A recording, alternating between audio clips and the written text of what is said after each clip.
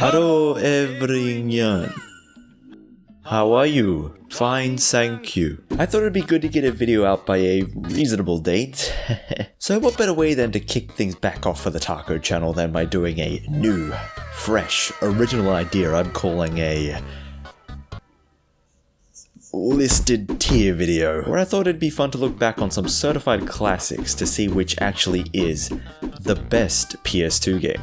Alright, I guess to kick off the list we have Sonic Riders up first. You know, one of the greatest racing games of all time if I had to, put a pin in it. Nothing's better than Sonic on a form of transportation. I mean, I don't think those games have ever failed. I mean, what did I like about this game? Well, it had a very interesting class system, I guess, where you could specialize as either a speed type, a fly type, or a power type.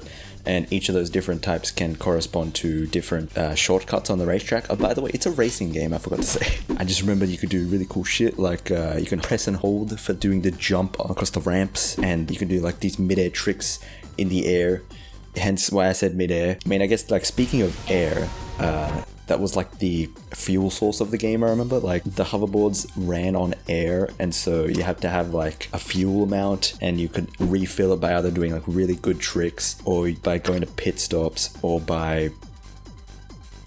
I guess that's it. Yeah, and all the tracks have these specific shortcuts that you can do if you pulled off, if you held X until the last tippy top moment, you let go, you get this giant jump, and you can go on the sickest shortcut. It was amazing. Oh yeah, there was also a leveling system that was integrated as well, where it's level 1 you start off with less air, and then you graduated to more air, and there were different modes and stuff as well. There was a mission mode where you could grind along sections for ages. There was the trick shot mode, and then there was also a battling mode. Yeah, overall it was a pretty good game. I'll have to give it an A? Yeah, and I guess moving on to Sonic Riders Zero Gravity, it was the sequel game. I haven't played this game since it came out, I think, but I remember it got rid of the that wave turbulence mechanic in order to, I guess, just dead stop and boost again around corners, which was way easier to pull off. And then there was a Rocket League mode. Yeah, alright, Rocket League mode, I guess it has to go on S tier. I mean, alright, Spiderman 2. What do I remember about this game? I remember that Spiderman PS4 kind of ripped off the whole thing. I remember I did a video about it where, did this one win? I don't remember, check out the video. There was a lot of cool shit about this game. It really makes you feel, yeah, what do I remember? I remember you could get ragdolled by the train, that was really fun. In the Mysterio boss fight, you could beat him in one punch, I really liked that part. The web swinging was just... chef's kiss. The jump meter, oh, I thought the jump meter was so cool. You could just press and hold X and you could jump really high. Or if you were sprinting, it had a sprint button too. Oh my god, I miss sprint buttons, that was so good. Oh yeah, the combat was also really cool. I remember if you upgrade enough, there was one move where you could beat up a guy, and then if he's in the air or something, then you can grab him with your web, and then you can tie him up to a light pole. Yeah, I mean, Spider-Man 2 was a pinnacle of its time. I don't really know where to put it. Maybe in the A tier? I feel like everything's gonna go in the A or the S tier. It's kind of unfair. I need to start being a bit more critical. Kingdom Hearts. Now, this is a game that I have a very love-hate relationship with. What I love about it is that Donald's in it, and then what I hate about it is just how fucking lost I got every single time. I think I had to restart this game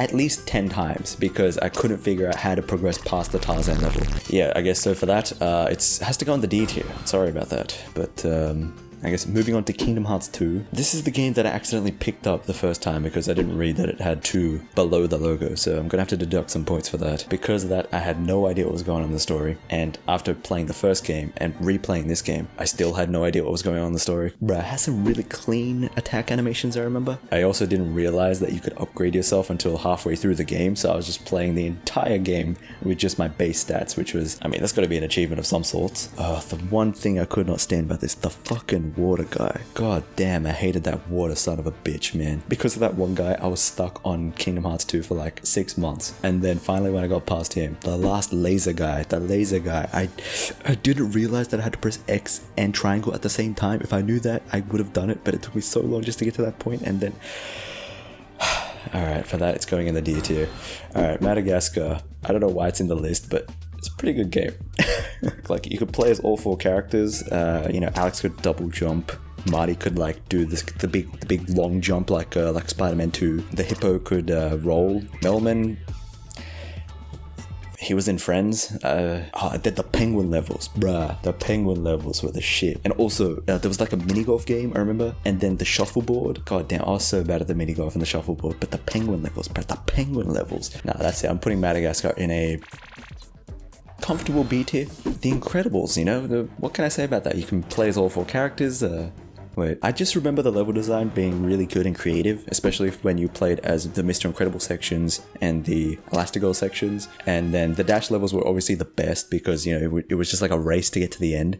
It's very cool. But then the Violet levels sucked my dick, man. The Violet levels, fucking hell. Bro, they violated me. Okay, that joke's gonna go on D tier. Okay, Shrek 2. Also a pretty solid game. I think this game was based off that one movie about the green guy. Yeah, I don't really remember much about this game. I remember you could play as like every single character. And you could play as the wolf and like he blew things. And like you had to break Shrek out of jail. And the donkey could like... he was there. That's all I remember about the game. So for that, I'll give it a C tier. Alright, now we're getting into the big boy games. Alright, Jak and Daxter. What is there to say about Jak and Daxter that I haven't really said already? It's a good game. Very solid platformer. It had the day and night cycle. I have constant PTSD of that shark. I think the first time around it took me around 6 months to beat as like a 6-year-old. And then the next time I played it, it took me a month. And then the next time I played it, it took me a week. And then the next time I played it, it took me a day. So I don't really know what that says about the game. I think it just shows my ability as a gamer. Yeah, very solid game. I would have to put it in A. Yeah, that sounds right. Jak 2. I think this game was like, what if Jak but gun and edgy? I mean, you could drive the car thing. I guess you could do that in the first game too. What did this game do? Jak says the swear words in this. Yeah, he talks in this one compared to the first one. Do I deduct points or gain points for that? And I think Dark Jak really spoke to my inner angst, you know? Kind of like bringing that out. I thought it was the coolest fucking thing ever, but looking at it now, it's just like, yeah, why did they bother putting that in? I don't know. For that, I'll have to put it in the B tier. I mean, I shouldn't have done this as a tier list video. This is so hard. Alright, Jak 3. Yeah, what do I remember about this game? So you could drive the car. I'm just saying the same stuff as before. So like he had wings, I remember. And like you have the shield. And you still had Dark Jak. And it was set in the desert. It's like Mad Max. Oh, I remember the cars. The one that you could jump really high and it shoots the grenades. Yeah, that was like my favorite. The shooting minigame sucked. So for that, I'm going to have to put it in the C tier. Jak X, one of the greatest racing games of all time, if I did say so myself. Yeah, you could like shoot stuff from the front and like shit stuff out from the back. It was fucking amazing. There were all the different race types, you know, like the circuit races and then like the death matches and then like the death arenas and then like the one where like all the cars are like driving backwards and you like have to like ram into them. It was like really cool. I think I got stuck on like the third World Cup or something and like I gave up, so I never actually finished the game. For that, I'm gonna have to put it in the A tier. Jak, the other one that we don't talk about. Honestly, I'm ashamed to admit this, but I think I played this game the most out of all the Jaks. I don't know why. I think it's only because this Jak was the one disc that I had that wasn't scratched up from years of abuse. I remember the plot was about like sky pirates, which is probably like the most 12-year-old thing I could think of. You could fly around in the ships. I remember Jak he had like extra powers with the eco. That was pretty cool. I think. Was it cool? Yeah, you know what? It was cool. Alright? You had like the boost mechanic and then you could like go into the other orbs and like boost again. I remember that. Daxter became like big. Huh. Why did I play this game so much? I guess for that, do I put it higher than Jak 3? Oh, people are gonna be so mad at me. Yeah, fuck it, why not? I'll put it in B. Alright, Sly 2. Bruh, Sly Cooper, this was actually a fucking phenomenal game. This was such a good game. What really impressed me was that the hub worlds were explorable and you actually needed to traverse through them to get to like the main missions that you wanted to go to. And some of the missions were actually in the hub world. Like, I just thought that was so cool. Like, coming out of the cave as whatever character you want and like sneaking around the map, grabbing keys out of people's back pockets and like using that to get to the next mission. Yeah, it was all just like so good. And all the themes, like the different level themes, like I remember there was like one that was like set in India, I think, about spices. That was like my favorite. There was like a big bird, I think like Vulture from Spiderman was in it. Oh god, I don't remember. That was a really cohesive game. For that, maybe I put it in S tier too. Alright, Crash Bandicoot The Wrath of Cortex. Now, this is the only Crash game that I've played and beaten, and for that reason it is my favorite, even though it's not developed by Naughty Dog. Yeah, I don't know, this game was pretty solid too. Like, it had its own level themes. Yeah, I think it was like you versed the same boss at the end of each stage, but he had like a different power-up, so then all the boss battles were like extremely varied. But like the one fucking water guy, man. The one fucking water guy. What is it with me and water guys? For that, I'm gonna have to put you in the CT? Alright, Ratchet and Clank 1. This game, certified classic. Alright, CRT aesthetics, mwah. Music, mwah. The guns, oh. The borderline adult humor and themes, bruh. There was a tier higher than S, I would put it there, but for now, it's gonna have to just sit there. Ratchet and Clank 2. Now, this game really, like, evolved number one in a lot of different ways. I remember you had like the leveling system now, the guns could upgrade, you had armor, you had a furry love interest. Oh yeah, you had like the little like moon planets as well. I thought that was really cool. If you wanted to see the map, it would just zoom out, and so you would see the entire fucking planet. That was really cool. And then they added in the ship fights, which, I mean, they were there. We all know why this is gonna go in S tier. It's because of the bouncer, alright? Need I say more? Ratchet and Clank 3? Let's just put it in C. You know? Just make it nice and easy for it. Ratchet Gladiator, or Deadlocked, I guess some people could call it. This game was... It's pretty fun, actually. You know, it's like a very stripped back, like core mechanic type thing. It's like they cut out all the fat. It's like if Ratchet and Clank 3 went on like a keto diet or something. There were a lot of variety in the different levels you could do. There was like a lot of vehicle-based missions, and like you had your two sidekicks that could like auto do stuff for you. Like that was pretty cool. And I think there was like a multiplayer thing that I never got to try out as a kid because, you know, you needed friends for that. So for that, I'm gonna put it in the B tier. Why not? Right next to Jak and Daxter: The Lost Frontier, right where it belongs. Alright, now we get into the weird stuff. B movie. I'm gonna be frank, I think I just pulled this out of the pre-owned pile from the bin at EB Games, or GameStop, I guess. Do I give this any other grade than a B? Is it, am I legally allowed to do it? Well, alright. Need for Speed Most Wanted. Now this was an excellent game. It's probably one of the greatest racing games. Even though it was really good, I really sucked at this game, and I don't think I made it past the 5th level. But it's going in B tier.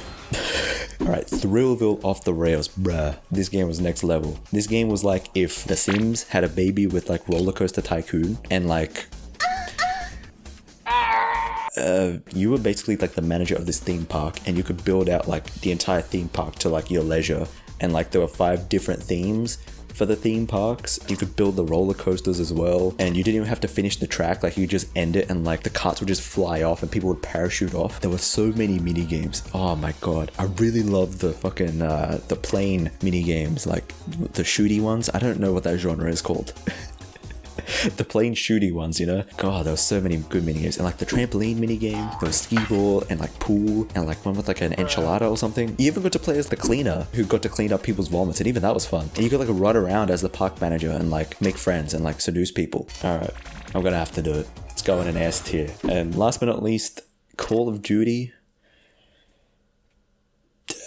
I mean, I died a lot. Yeah, it's going in D tier. That's about it. Damn.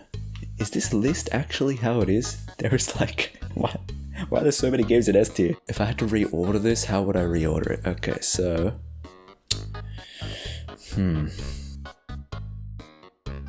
Well, I guess that's it. Can't believe I put the Kingdom Hearts games in D tier and I put fucking Jak 4 in B. Alright, well, if you'll cancel me, honestly, that's fair.